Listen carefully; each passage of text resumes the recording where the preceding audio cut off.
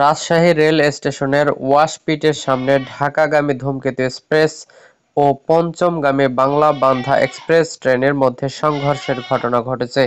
শনিবার 15 মার্চ দুপুরে 2:30টার দিকে রেল স্টেশন এলাকায় এই দুর্ঘটনা ঘটে।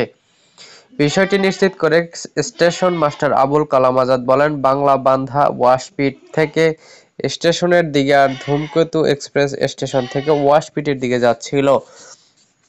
সিগন্যাল পয়েন্টে সমস্যা থাকায় ধূমকেতু এক্সপ্রেসকে ধাক্কা দিয়ে বাংলাবান্ধা এক্সপ্রেস ট্রেনটিকে লাইনচ্যুত করে।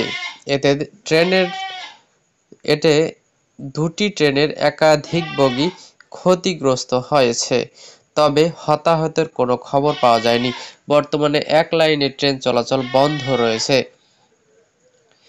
প্রত্যক্ষদর্শী শফিকুল ইসলাম জানান, বিকট শব্দ হচ্ছিল, পরে এসে দেখি একটি বগির লাইনচ্যুত হয়েছে, তবে যাত্রী না থাকায় কেউ আহত হয়নি। পরে রেলওয়ে কর্মকর্তারা স্টেশন থেকে ছুটে আসে। এ বিষয়ে রাজশাহী রেলওয়ে স্টেশনের মাস্টার শহীদুল আলম বলেন, এই দুর্ঘটনায় হতাহতের ঘটনা ঘটেনি।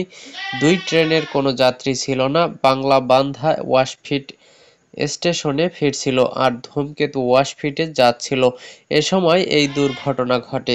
তিনি আরো বলেন, প্রাথমিক অবস্থায় তেমন কিছু বলা যাচ্ছে না, তবে এই দুর্ঘটনায় তদন্ত কমিটি গঠন করা হবে। তদন্ত কমিটি প্রতিবেদন দিলে জানা যাবে আসল কি ঘটনা ঘটেছিল। ঈশ্বরদীতে খবর দেওয়া হয়েছে, সেখান থেকে উদ্ধারকারী ট্রেন আসছে।